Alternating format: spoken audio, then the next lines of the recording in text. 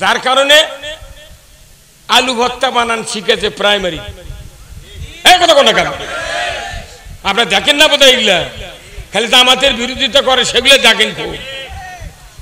Primary master গোলাপি shirt কালো pant পরে এগুলো ট্রেনিং দেওয়া আছে যে ব্যাঙ্গের মতো লাফাও, কাউবে কাউবে, আর সাইকেল চালাও, তিরিং তিরিং সাইকেল চালাও। আর ছাত্রী করে কষে বাসর রাত্রে তোমরা যে বিছানা ফালাবে ট্রেনিং কুন্ডি থেকে দিবে, এই প্রাইমারি থেকে শিখে দাও।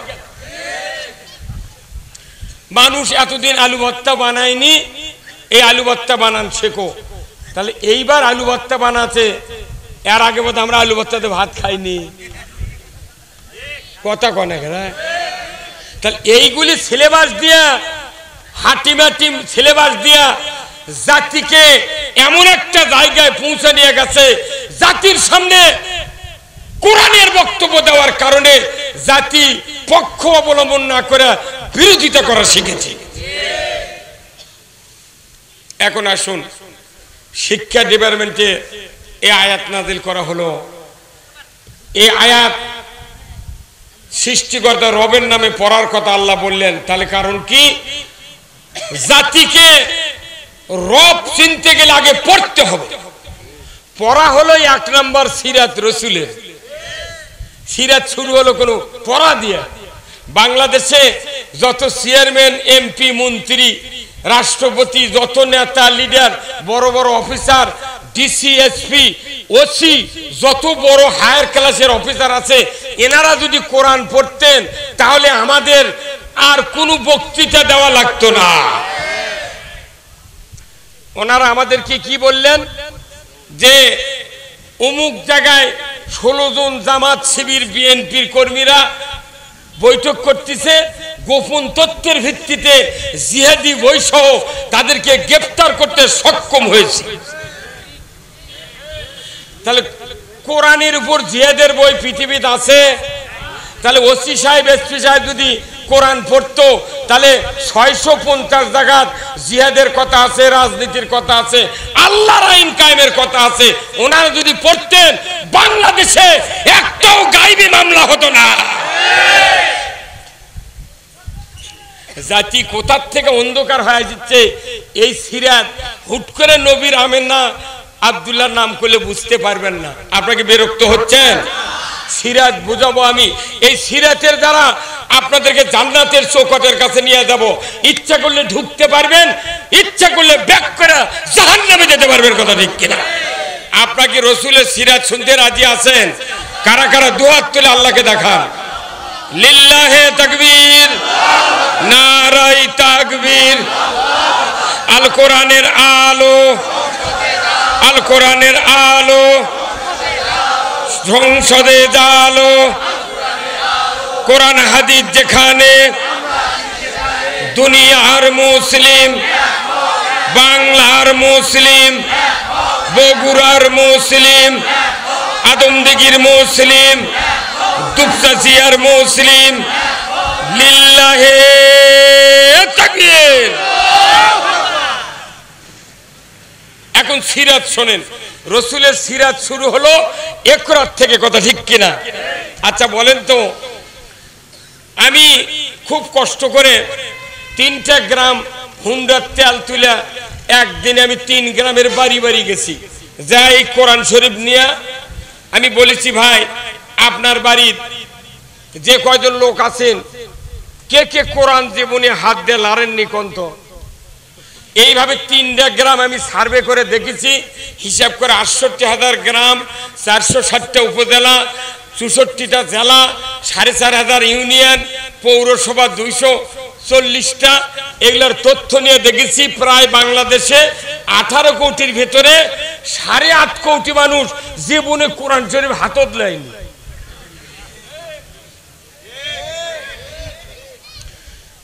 নারা তো পড়া তো দূরের কথা, হাত দিয়ে ছয়নি ভয়ে।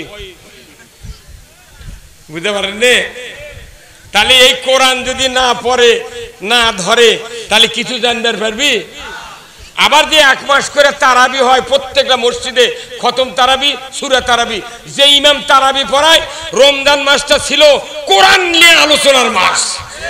কিন্তু আল্লাহর ইজ্জতের কসম, যারা খতম তারাবির ইমামতি করে, যারা সূরা তারাবির ইমামতি করে, 30 দিনে 10টা আয়াতেরও মানে কোনোদিন মুক্তাদিক শুনাইনি।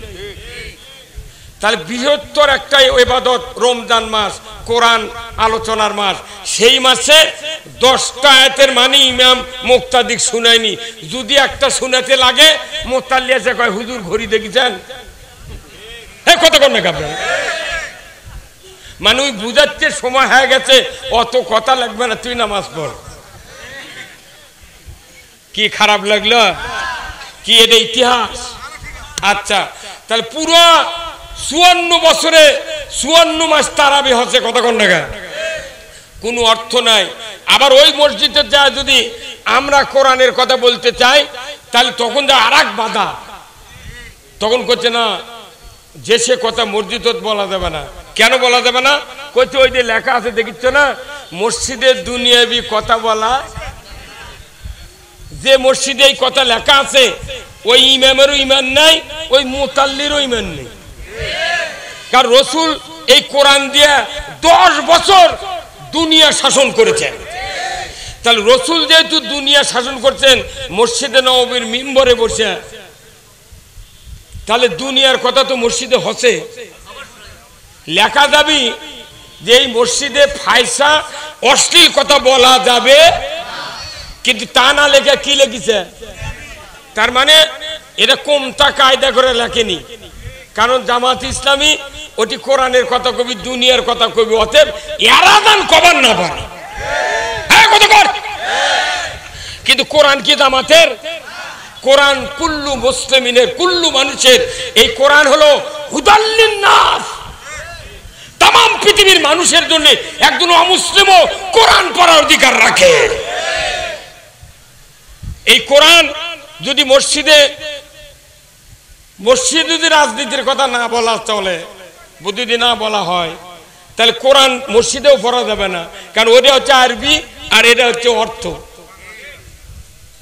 কিন্তু জাতি এইভাবে আস্তে আস্তে ইসলাম বিরোধী শক্তিগুলো আস্তে আস্তে বড় করতে করতে এমন পর্যায়ে গেছে, ইসলামের কথা যারা কয় তারাই দোষী, আর বিরোধিতা যারা কয় তারকে প্রমোশন হয়। তাহলে রসুলের সিরাত হলো পড়ার থেকে। আসুন, এইভাবে করতে করতে নবীর উপর কোরআন নাজিল হচ্ছে, জোরে কোন আলহামদুলিল্লাহ। এখন কোরআন নাজিল হচ্ছে ভালো। আপনাদেরকে এখন নিয়ে যাব আদম আলাইহিস সালামের আগে ঘটনা কি, কথা বুঝবেন। এই পর্যন্ত এটি থাক, এটা আবার কিছু দূর আগে না আসলে আপনি বুঝতে পারবেন না। নবী যে আমাদের আল্লাহ দিলেন, এর কি কাজ কি দায়িত্ব একটু শোনেন। আদম আলাইহিস সালামকে আল্লাহ বানাবেন, পৃথিবীতে মানুষ সৃষ্টি করবেন, তার নাম কি দিলেন আল্লাহ? খলিফা, তাই না? আল্লাহ ফেরেশতাকে ডাক দিয়ে বললেন, ওয়াইজি ক্বালা রাব্বুকা লিল মালাইকাতি ইন্নী জাইলুন ফিল আরদি খলিফা। মানুষ কেউ নেই, আদম আলাইহিস সালাম নাই, তখন ফেরেশতার জিন আছে। আল্লাহ বললেন যে আমি প্রতিনিধি, আমার খলিফা সৃষ্টি করতে চাচ্ছি। আল্লাহ ফেরেশতার থেকে কোনো মতামত চাইনি, আল্লাহ সৃষ্টি করবেন। যখন আল্লাহু আকবার, ফেরেশতার সামনে বললেন আমি খলিফা সৃষ্টি করতে চাচ্ছি। এই কথা বলার সাথে সাথে ফেরেশতা কি বলেছিল?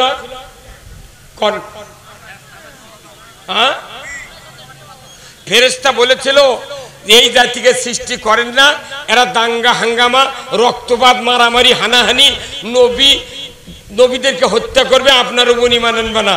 এরা শিরক বেদাত দিয়ে পুরো পৃথিবী তছনছ করে দেবে।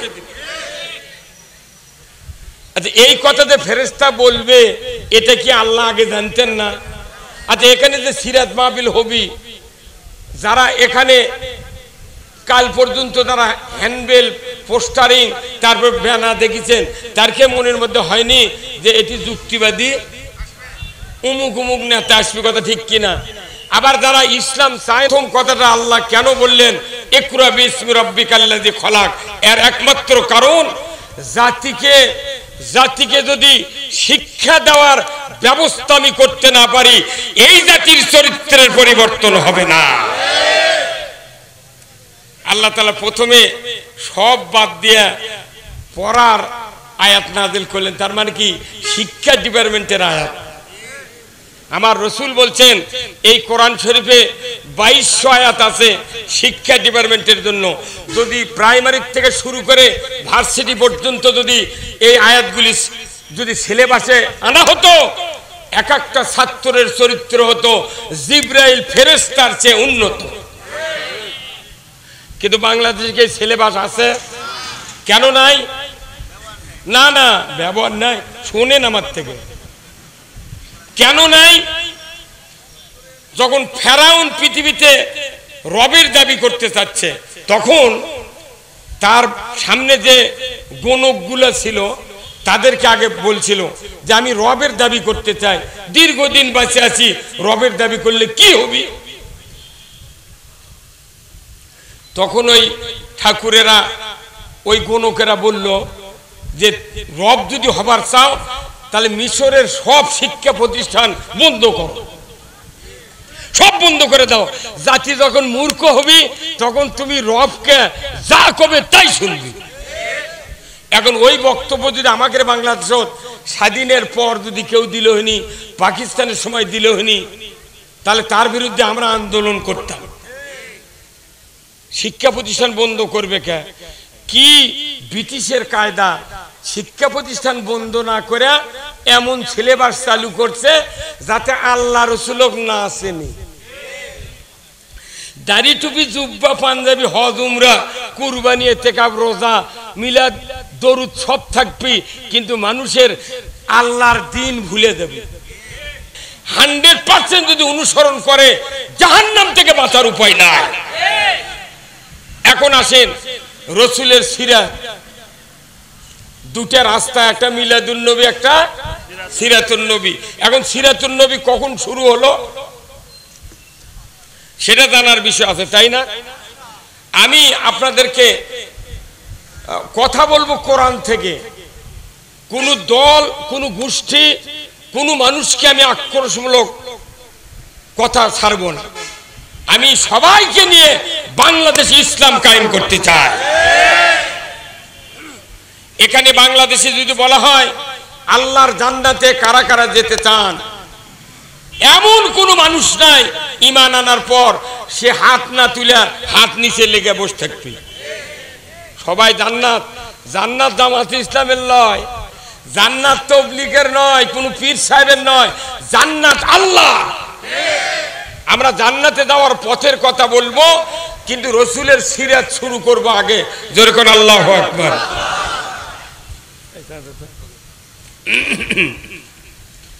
ভাইরা আমার, 570 বছর পর ঈসা আলাইহিস সালামের চতুর্থ আসমানে উঠে যাওয়ার পর 570 বছর পৃথিবীতে নবী নাই। কথা কোন না? 570 বছর পর রসুলের জন্ম। এই 570 বছরে মক্কাতে জীবিত মেয়ে কবর দিয়েছে, মারামারি হানাহানি, অন্যায় অবিচার, সুদ ঘুষ চুরি চামারি জুলুম অন্যায় অপকর্ম মধ্যে পুরো মক্কা আইয়ামে জাহিলিয়া। আইয়ামে জাহিলিয়াতের বাংলা করছে বিভিন্ন তাফসীর কারক ইতিহাসবিদ যে অন্ধকার যুগ। কি যুগ? অন্ধকার যুগ। তাহলে তখন কি সূর্য ছিল না, চন্দ্র ছিল না, আলো কি অফ হয়ে গেছিল?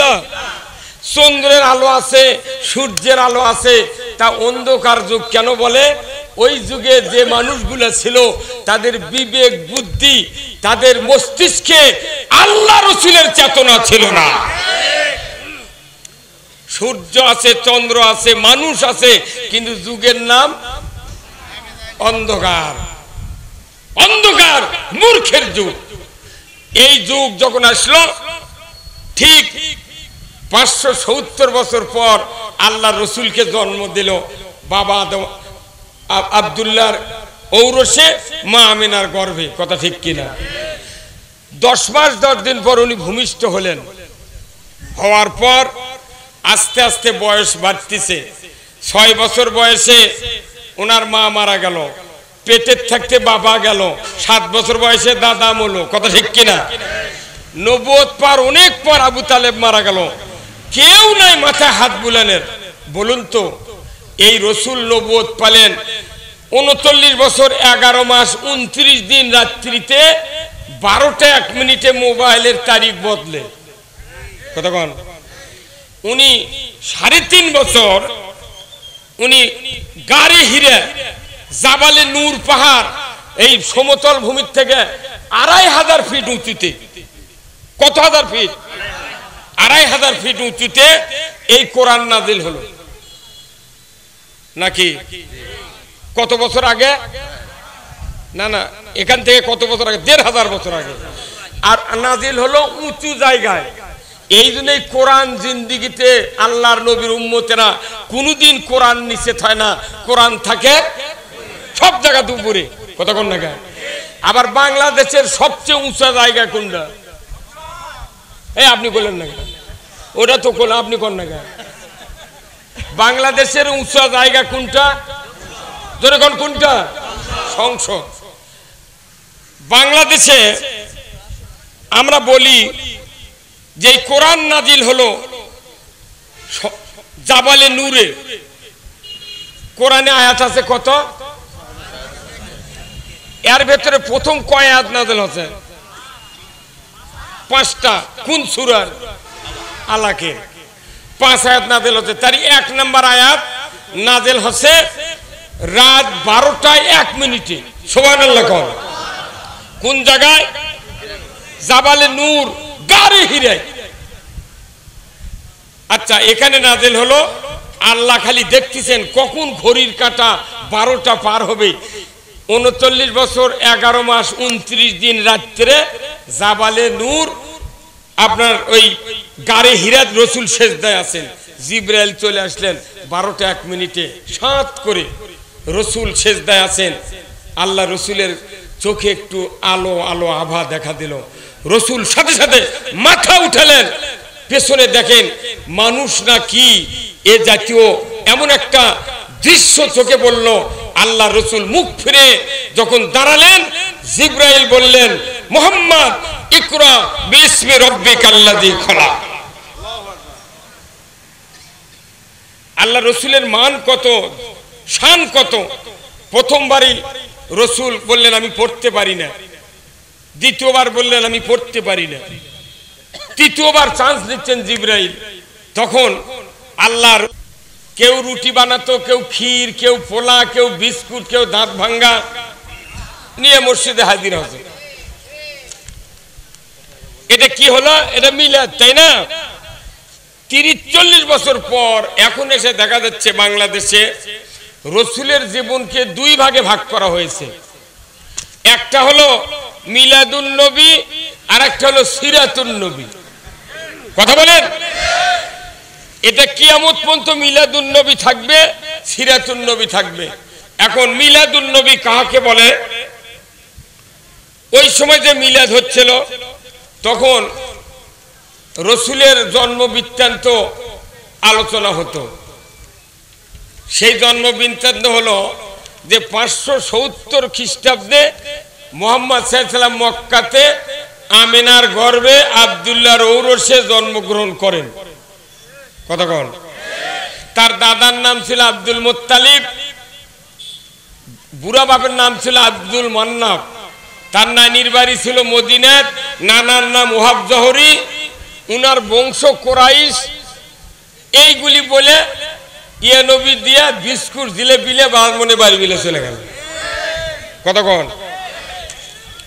ঠিক দীর্ঘ 40 বছর পর, 40-50 বছর আগে মানুষ কোন এত শিক্ষিত ছিল না। তখন প্রাইমারির মাস্টারকে বলা হতো পণ্ডিত, আর কলেজের যারা চাকরি করত তাদেরকে বলা হতো কলেজের শিক্ষক। মাদ্রাসার পাশ করা মৌলানা জীবনে বলেনি, বলা হচ্ছে মৌলবি। তারপরে বলছে সাধারণ যারা একটু মাদ্রাসাত পড়েছে, দাড়ি টুপি আছে, ওদেরকে বলা হতো মুন্সি।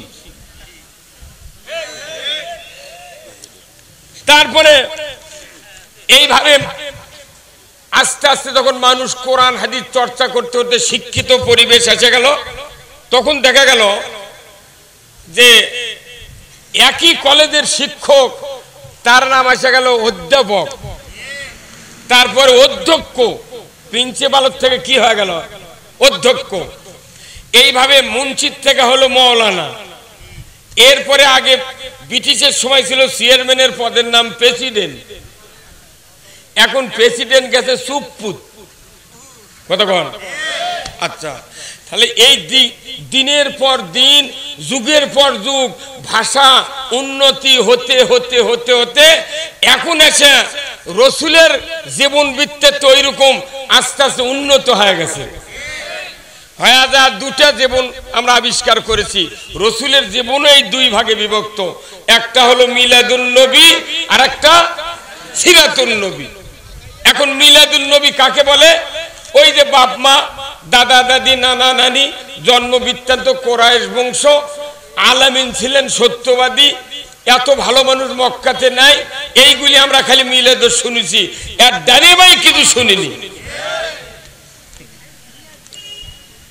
এখন এসে কোরআন হাদিস চর্চা করার পর মানুষের জ্ঞানের পরিধি যখন আল্লাহ বাইরে দিছে, তখন দেখা গেল যে রসুলের একটা সিরাত আছে, একটা পথ আছে। এখন রসুলের মিলাদুন নবী যদি কেউ পিতার নাম, মায়ের নাম, দাদার নাম জীবনও যদি না শোনে, না বলে, ওর আমলনামাতে একটা সগীরা গুনাহও হবে না। কিন্তু মিলাদুন নবী আলোচনা করলে ব্যক্তির কলিজার শান্তি হয়। আমি বলছি না যে মিলাদুন নবী চলবে না, এটাও দরকার, কিন্তু সিরাতুন নবী, রসুলের যদি কেউ অমান্য করে, সিরাত যদি পরিত্যাগ করে, এই ব্যক্তি কিয়ামতের দিন জান্নাতে যেতে পারবে না।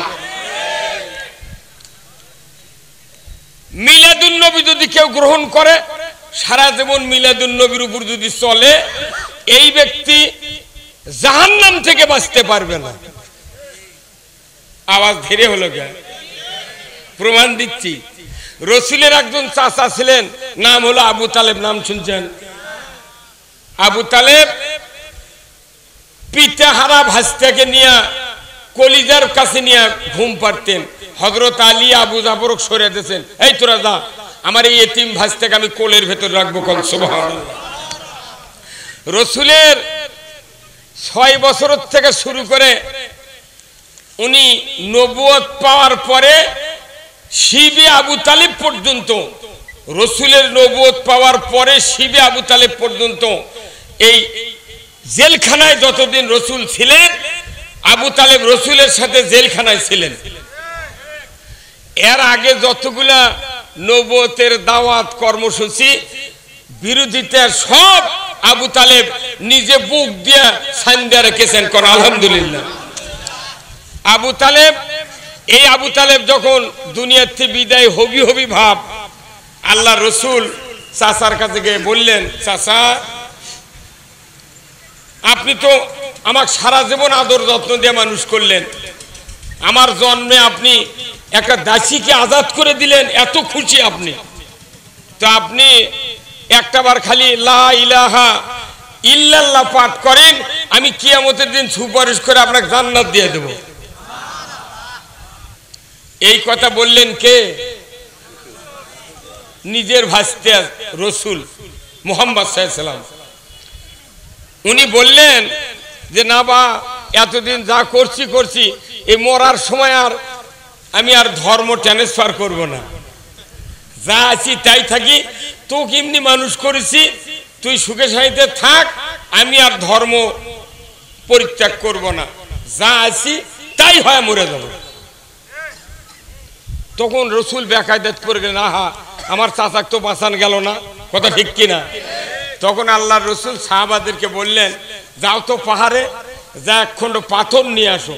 পাথর নিয়ে এসে, তখন আরবের বুকে পাথরের উপর খোদাই করে লেখার মতো মিস্ত্রি ছিল, তখন এই পাথর কাটিয়ে ওই পাথরে লেখা লাগলো কালিমা লা ইলাহা ইল্লাল্লাহু মুহাম্মাদুর রাসূলুল্লাহ। এটা লেখার পর রসুলের হাতত দিলেন। আবু তালেব চেতর হয়ে শুয়ে আছে, এখন তো মরবি, কিন্তু চোখ দিয়ে দেখতে পাচ্ছে, কথা বলতে পারছে। তখন রসুল বললেন, চাচা আপনাকে একটা কথা বলবো। বলো। চাচা দেখেন তো এই পাথর খণ্ড কি লেখা আছে। তখন আবু তালেব বলল যে বাবা, রসুলের একটু আশা ছিল যে আরবের লোক আরবি পড়বে পারবি। কতক্ষণ টাকা আরবি লেখা আছে, আরবের লোক আরবি পড়বি, কিন্তু কপাল যদি পড়ার না থাকে, কপালে যদি জান্নাত না থাকে, পাথরত লিখে দিলে পারবি। তখন আবু তালেব বলতিছে, ওই জায়গা তোর নাম আর তারই নাম লেখা আছে। এই কতক্ষণ টাকা কার নাম? তোর নাম আর তারই নাম। ওটা পড়া হলো কি কায়দা। এখনো কিছু কিছু মানুষ আছে, নামাজ পড়বি, মসজিদত যাবি, হজ করবি, উমরা করবি, সব করবি, কিন্তু আল্লাহর আইন কায়েমের পক্ষে কথা কবে না। করছে যে বা তোমরা প্রকাশ্যে কাজ করো, আমরা আসি বা ভেতর দিয়ে আন্ডারগ্রাউন্ড, বুঝিচ্ছ না দুনিয়ার ভাবসাব। ওই গোপনে আল্লাহ দেখাবি যে আমি আসি। তার মানে আমরা প্রকাশ্যে করে আমরা জেল খাটমু, ফাঁসির যাবো, সব কর্ম, আর ওনারা গোপনে গোপনে করবি। কারণ কি না জানি কে সরকার হয়। যদি সরকার হয় তাহলে তো আমাদের বেকায়দা। যখন সরকার আমাদের পক্ষে যদি না হয়, তখন কবি রাখবা বাঁচিছি। কথা কন। তাহলে এই দশা আর ওই আবু তালেবের দশায় এক। আচ্ছা, এটা কোনো মিলাদুন নবী হচ্ছে। এই পর্যন্ত বলার পর আজরাইল জান কবজ করে চলে গেল। এই লোকটাকে যেভাবেই হোক মক্কার পরিবেশ অনুযায়ী দাফন করা শুরু করলো। দাফন হয়ে গেল। আল্লাহ রসুল সাহাবাদেরকে বললেন, এইমাত্র আমার আল্লাহ জিবরাইল আমাকে একটা খবর দিয়ে গেলেন। কি খবর? কিয়ামত হয়ে যাবে, সমস্ত মানুষ হাসরের ময়দানে উঠবে, মানুষগুলি দুই ভাগে বিভক্ত হবে, এক ভাগ জাহান্নামে যাবে, আর এক ভাগ জান্নাতে যাবে। কিন্তু আমার যে চাচাকে দাফন করলাম, এই চাচার ব্যাপারে আল্লাহ এইমাত্র জিবরাইল দিয়ে জানালেন, মুহাম্মদ দুঃখ করেন না, কষ্ট মনে করেন না, জাহান্নামের ভেতরে সবচেয়ে কম আযাব হবে আপনার চাচা আবু তালেবের। জাহান্নামের মধ্যে সবচেয়ে কম আযাব হবে আবু তালেবের। সাহাবারা বললেন, হুজুর জাহান্নামে আবার কম আযাব কি? কতক্ষণ টাকা? তখন বলিচ্ছে কম আযাব হলো, জিবরাইল বলে গেলেন, এক জোড়া আগুনের জুতো পাও দিয়ে দিবে আল্লাহ। এই আগুনের জুতার তাপে মাথার চান্দি গুলো লাগ দিয়ে গড় গড় করে পড়ে দেবে। তার মানে কি, রসুলের মিলাদুন নবীর উপরে এত খুশি আবু তালেব, সিরাত মানেনি। কথাটা বুঝবেন। আমার এই কথাটা বলার উদ্দেশ্য হলো, মিলাদুন নবীর উপরে এত খুশি, জন্মের কথা শুনে দাসী আজাদ করে দিল। আর আমাকে নাতি হলে যাই সংবাদ দিবার আছে শ্বশুরের বাড়ির থেকে, তাকে লুঙ্গি দিই। কতক্ষণ টাকা? আর আবু তালেব একটা দাসী আজাদ করে দিছে, তাহলে আমাকে লুঙ্গির দাম বেশি না দাসী আজাদ করার দাম বেশি?